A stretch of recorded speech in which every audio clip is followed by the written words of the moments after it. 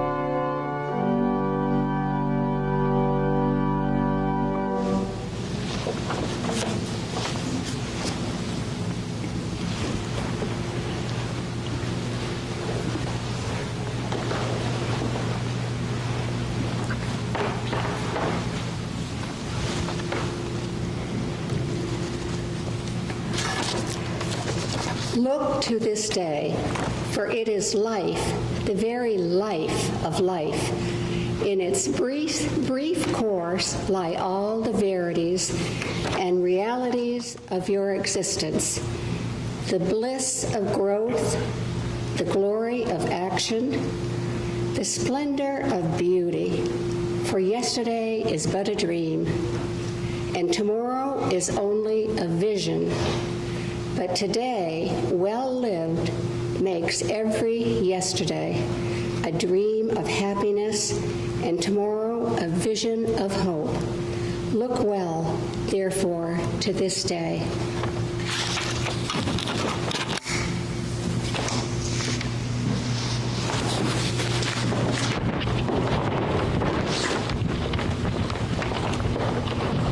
Thank you, Brenda.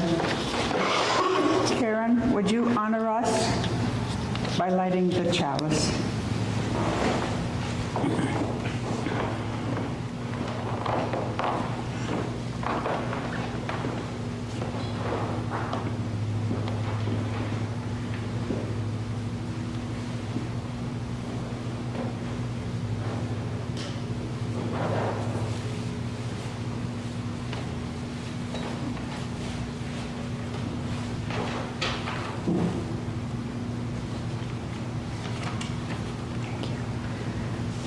May the light we have kindled inspire us to use our powers to heal and not to harm, to help and not to hinder, to bless and not to curse, to serve you, Spirit of freedom.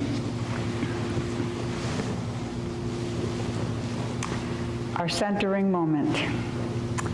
May the sound of the singing bowl resonate within our hearts and connect us to one another through the bonds of unity and love.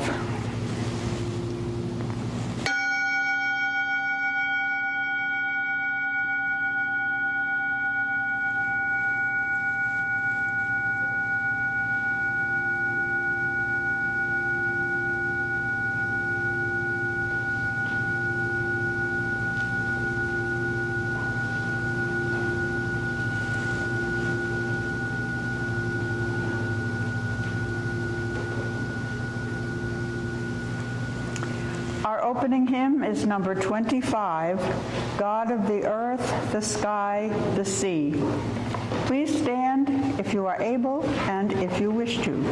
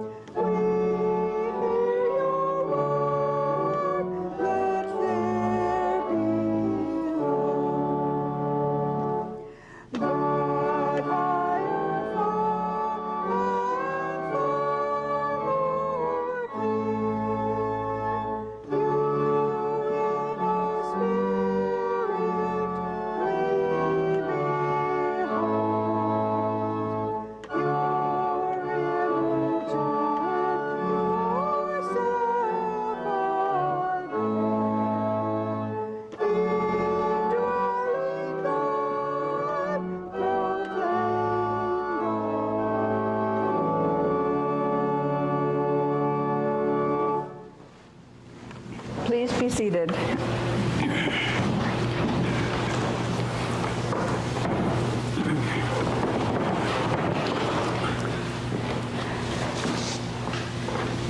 Please turn now to the back of the hymnal to reading number 435. 435.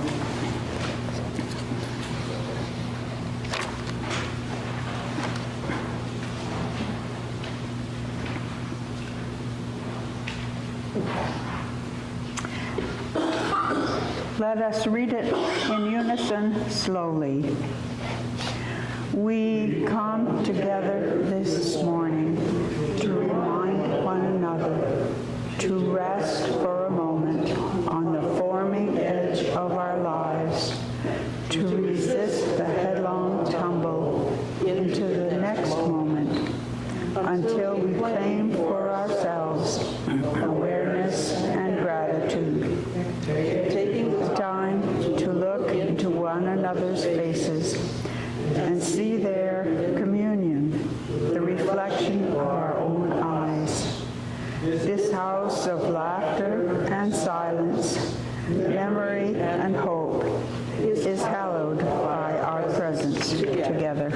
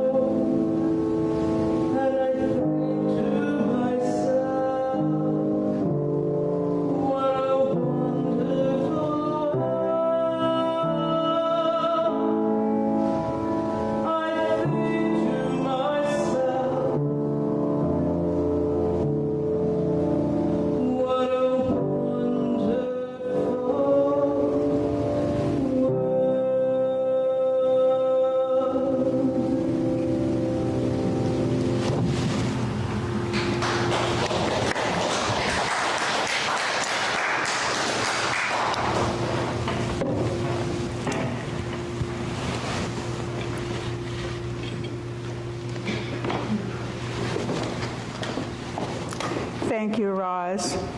May these gifts be blessed, and may they meet many needs.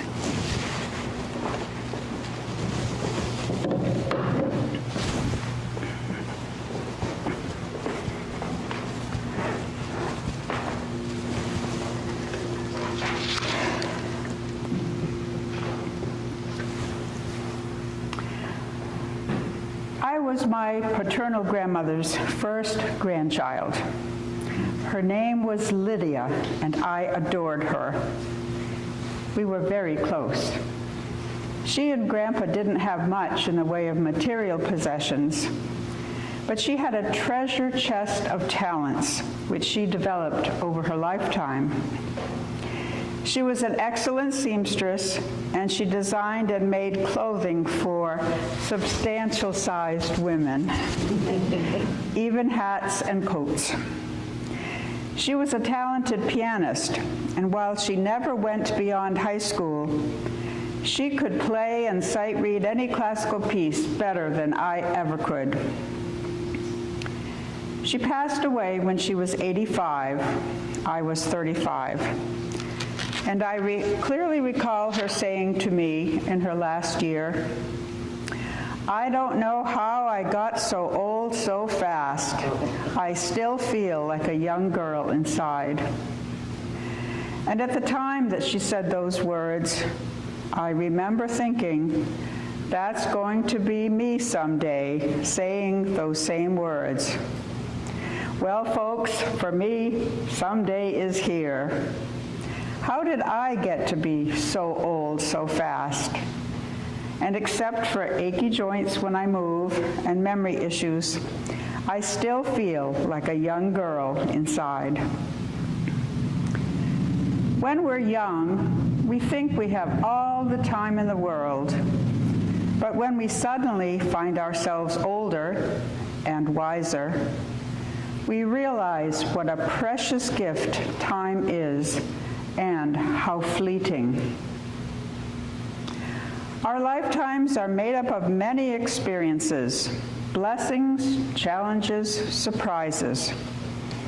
For me, some of these include a divorce, a call to ministry, aneurysms, a wonderful little congregational church to serve, romance and remarriage, a church closing, and then a new church family.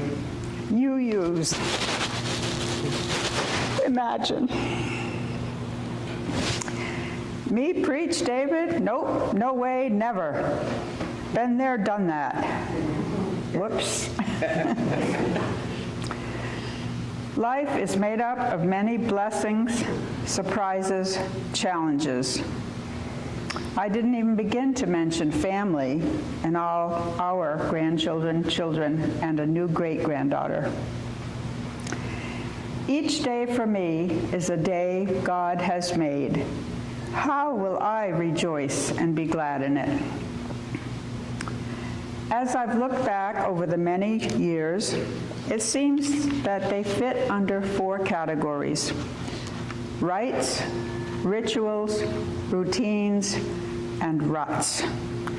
Or we might say the holy, the special, the ordinary, and the difficult. There aren't hard and fast boundaries between all of these, but a lot of crossovers. So let's begin. Included in this reflection are several congregational readings from our hymn books, because I wanted all of you to take a part today. We start with rites, the holy. A rite is defined as, quote, a ceremonial practice of churches. In the Christian church, these rites include 2 sacraments, and over there we have the font and communion cup and paten representing those. A sacrament is defined as, quote, a Christian rite believed to have been ordained by Christ and is held to be a means of grace and a symbol of spiritual reality. Protestant churches observe 2 sacraments, communion and baptism. Communion is also called the Lord's Supper and the Eucharist. Scriptures record how Jesus instituted communion at the Last Supper. He was gathered with the disciples in that upper room to celebrate the Passover. Bread and wine were on the table. These elements were a regular part of all their meals. Jesus took the bread, blessed it, broke it, gave it to them, saying, "This is my body broken for you. Whenever you eat bread, do so in remembrance of me." Then he took the cup of wine and blessed it, passed it around, and said, "Drink this, all of you. This is the cup of new life poured out for you. Whenever you drink this, remember me." When I was in seminary, I was invited to help serve communion at a service there, my first time doing so. There weren't many students present that day, so the professor invited them to come forward and stand in a circle. When I offered each one the bread and the grape juice, looked into their eyes while saying, "The bread of life broken for you, the cup of new life poured out for you," something struck me deeply inside, and I knew this was a holy moment. When the Congregationalists were meeting here, one of our Sunday ministers, who always preached on Communion Sunday, gave what was for me a new and profound meaning to the word remember. She said it's like when a person loses a finger in an accident, but then it's successfully reattached. It's remembered. When we remember Jesus at the communion meal and whenever we eat or drink, we reattach ourselves to him. We reconnect with the divine. This means so much more than just thinking about it again momentarily. Reconnect with your divine power. Reattach yourself again. Become joined at the heart. There's much symbolism in communion that has meaning. The one loaf, symbolizing the one body of the church, of which each are a part, of which the divine is also a part. The term, the bread of life. What is it that truly nourishes you and feeds your spirit? Reconnect with what is for you holy within and without. Let us please turn now in the hymn book to the back to reading number 725. Reading number 725.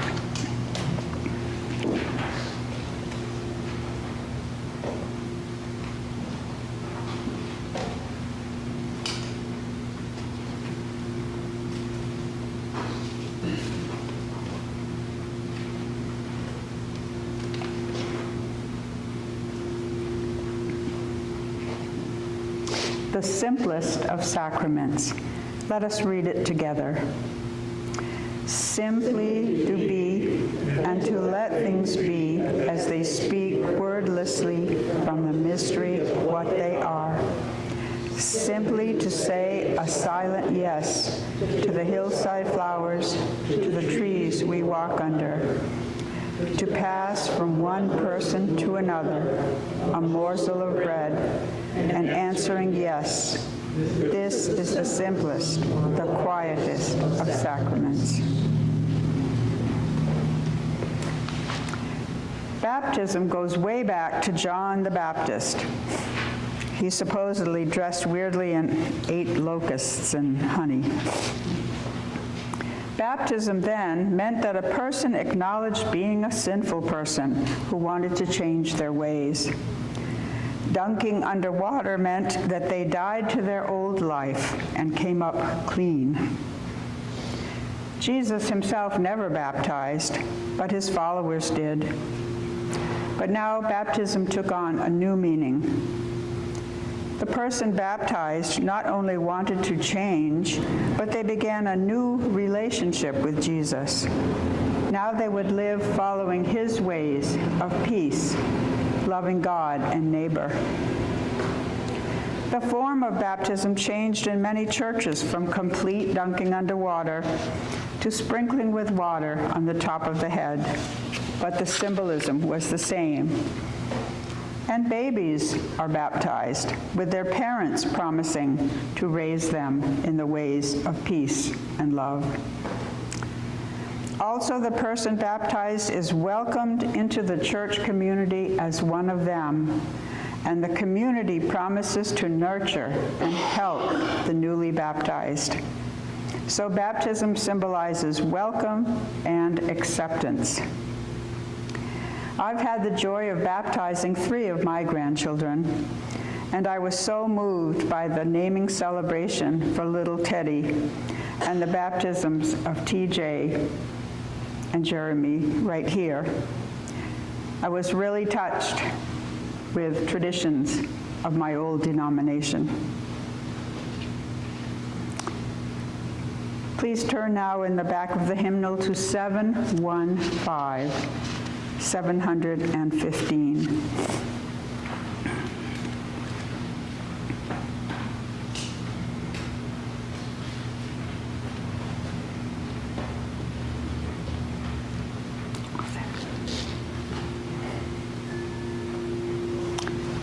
Your children. I'll read the bold print, and you please read the italicized print. Your children are not your children. They are the sons and daughters of life's longing for itself.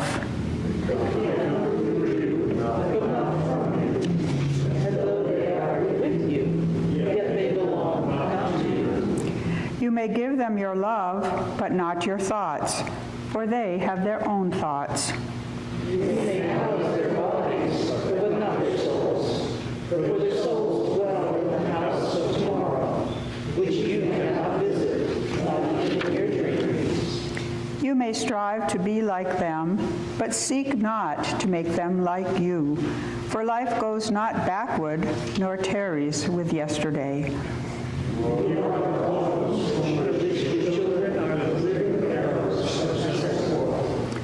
The archer sees the mark upon the path of the infinite and bends you with might, that the arrows may go swift and far. Let your enemy in the archer's hand be for gladness. Our Quaker friends don't observe any sacraments because they believe that all life is sacramental and holy.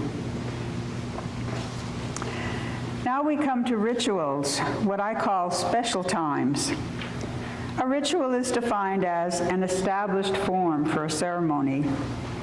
This can include birthdays, graduations, weddings, anniversaries, funerals, awards of some kind. Standing out in my memory is my 5th birthday party. I don't know why that one. Lots of little girls all dressed up, cake, presents, and because it was summer, it took place outside. All those card tables. Both of my weddings, graduations from high school, college, seminary. When I retired in 2006 from the Congregational Church, I remember the party they gave me. Some of you were there, and you sang to me and gave me gifts. A few months later, my family surprised me with a retirement party also, and then they surprised me again when I turned 70 rather. That was 9 years ago. And that group up there is the family at the 70th. Picture over there is Jim and me at our wedding, which will be 30 years next February. And some of you were there at that.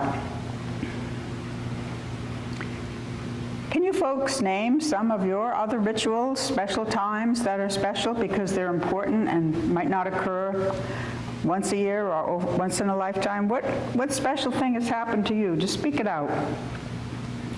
Getting married. Getting married.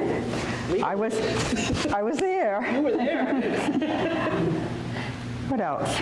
My son's birthday, which is also Valentine's Day. Oh, that's wonderful. That's easy to remember. Okay. Say it again. Say it louder.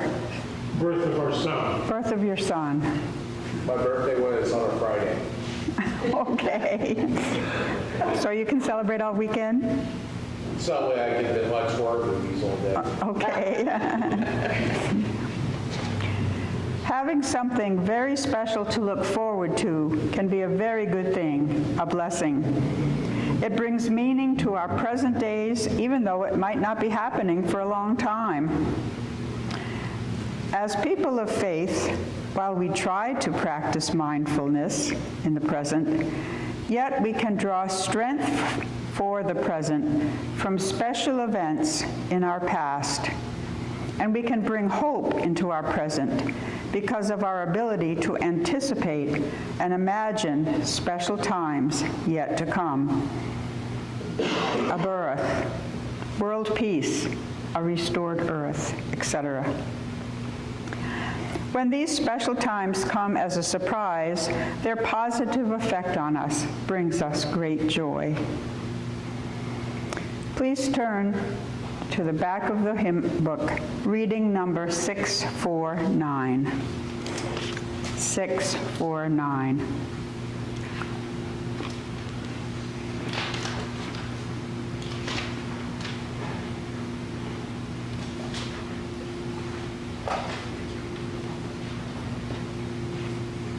From generation to generation.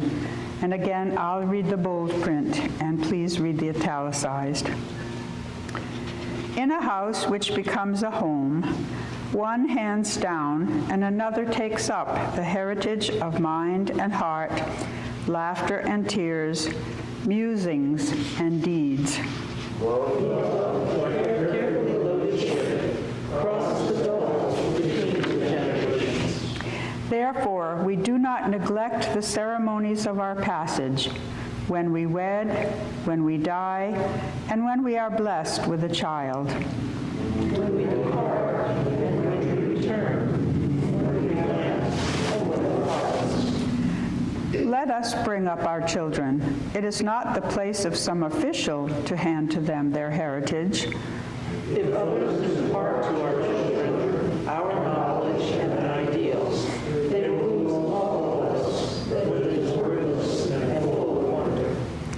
Let us build memories in our children, lest they drag out joyless lives, lest they allow treasures to be lost because they have not been given the keys. We live not by things, but by the meanings of things. It is needful to transmit passwords from generation to generation. I can't recall when it was that I discovered that I didn't always have to be looking forward to something special in order to be happy. There is joy, peace, comfort to be found and experienced in the ordinary, daily, regular routines that make up most of our living. But as I've come to learn, as I've aged, some routines now take much longer than they used to because I'm so much slower now and because some of them have become more complicated. For example, when I was young, getting ready for bed was a snap, quick and simple. Brush your teeth, wash your face, jump into bed. Now I have 10 things I have to do. These include a necessary, thorough wash-up, brushing and flossing and mouthwash, putting in 2 different eye drops 10 minutes apart, taking some meds, not all at the same time, and applying 2 creams in different places. Finally, properly washed, brushed, medicated, eye dropped, and creamed, I can climb into bed. Morning routine is simpler. Take the generic Synthroid, push the coffee button, attend to Mother Nature, and put in the first morning eye drop. Then I can have my coffee, rejoice, and be glad. Each of our daily routines would make up long lists, probably quite different for each of us. Some lists would include your jobs, your livelihoods, your habits and hobbies, the chores and responsibility of keeping homes and selves clean and healthy. They might include times of meditation, prayer, and the weekly routine of attending church, a very good routine. They might include taking care of pets, children, older persons, running errands, shopping. They might include some weekly gathering for a meeting or with friends or family. Our routines are all the things we do regularly, ordinary routines that we mostly enjoy doing, are pretty good at doing, and what make our lives flow smoothly. Routines bring order to our days, and in times of distress and grief, they can be a saving grace. I have a friend who lost her father, her mother, and then suddenly her husband in the span of just a few months. When asked how she was able to deal with it all, she answered, "I just look ahead to what I have to do for the next 6 hours. And after that, I check what must be done in the next 6 hours, and so on. These 6-hour segments are getting me through each day." Our routines can be for us survival, as well as comfort, peace, even joy, and a way to be glad.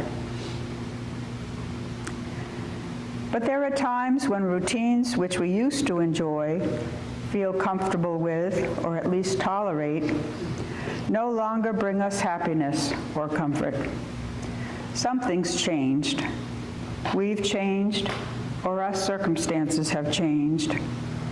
Perhaps our routines now seem dull, boring, monotonous. Perhaps others involved in our routines have changed also. We're in a rut, and we may feel trapped.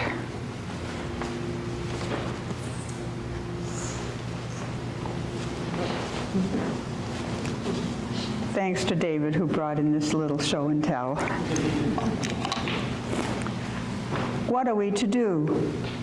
Small changes to routines can make a big difference. Start a new hobby. Associate with new friends. Ask for help. Change a room around. Little changes, thoughtfully considered and carried out, can restore us to a place of being at home in our homes. But alas, there are circumstances that may require major, even drastic changes in our lives. A health issue, loss of a job, breakup of a relationship, a death of a loved one. And the transition time needed to bring about needed change might seem interminable. Yet our human spirits are resilient.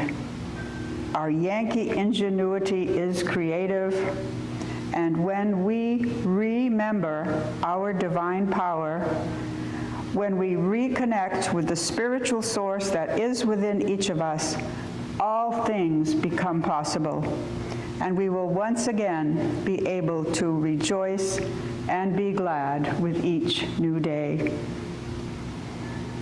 The Serenity Prayer has helped me and countless people.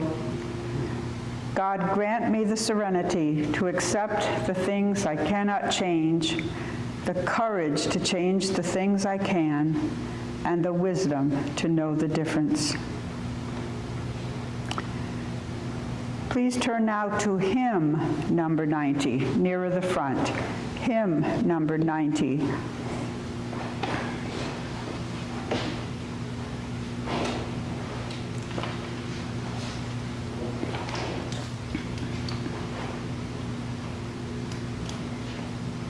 We're not going to sing it, we're going to read it. Let us read both verses slowly. Let us begin. From all the fret and fever of the day, let there be moments when we turn away, and, deaf to all confusing outer din, intently listen for the voice within. In quietness and solitude we find the soundless wisdom of the deeper mind. with clear, harmonious purpose, let us then bring richer meaning to the world again. Amen, and blessed be. And thank you for all your effort in participating today. David is now going to lead us with guitar in hymn number 118, This Little Light of Mine. And let's lift up the level of joy in this service. Stand up if you wish, move, clap your hands, and let us sing together.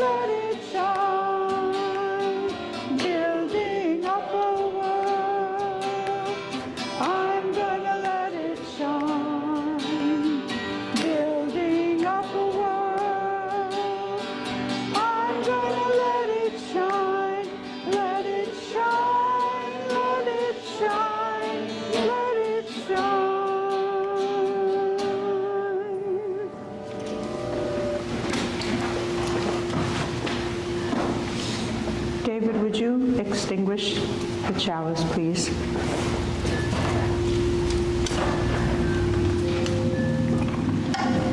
We extinguish this flame, trusting that the holy light within us will show the way.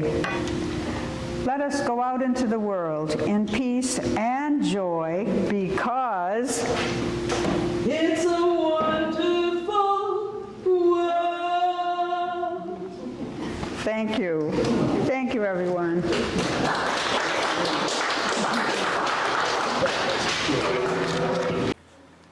We want to thank everybody for tuning in today. If you'd like to show your support, please hit the like button, subscribe to our channel if you're not already subscribed, and help us out by sharing this message by clicking the share button.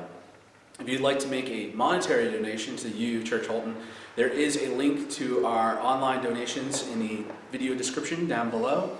And again, thank you so much, and have a blessed day.